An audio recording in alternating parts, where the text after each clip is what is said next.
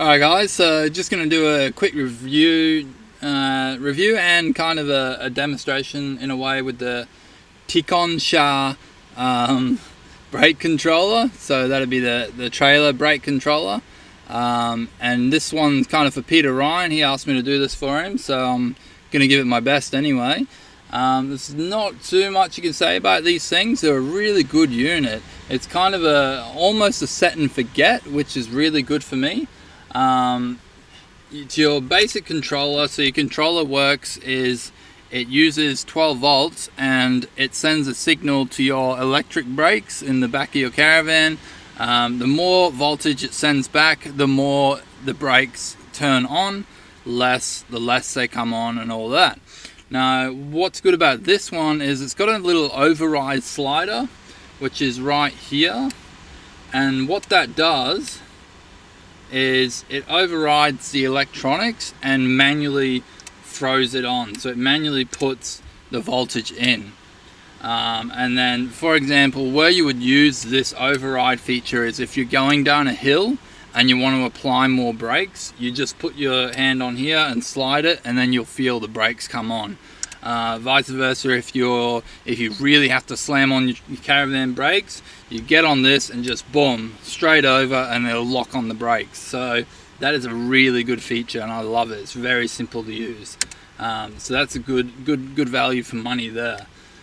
Alright, so what you can do is you can set the power.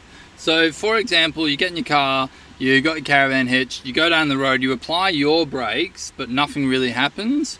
It's probably because your voltage you've set is too low, so you can up the voltage, and by doing that, it applies more voltage to your caravan. So, or vice versa, if you're going down the road and you lock on your brakes, if you go down the road and apply slight brakes and it locks on the caravan, it generally means you've got too much power set. So you just got to reduce that to whatever setting is good for you guys. A setting good for me is when I put my foot on the brake, it takes a second, but the caravan, I will kind of feel it braking as well, and that's probably a good steady medium for me. So that's what I aim for. What this Tekonsha, I don't know how to pronounce it, what this thing has got that the other ones don't, or some don't, is it's got a boost feature. I think that's what they call it, and you've got 3 different modes to choose from, and the 3 different trailer types. So like box trailer, medium-sized trailer, and like one of them big horse floats. Now you select the one that's appropriate to you, and what it does is it stops the joltiness. So if you've got a horse float, when you apply your brakes, you want to slowly apply the caravan brakes so it's not like a big jolt motion. And that's what that does with that boost feature.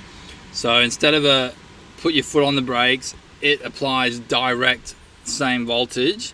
It'll actually slowly ramp that voltage down, so it's a nice easy brake. So that's another great thing about this thing, that it has that feature, and it's a good feature.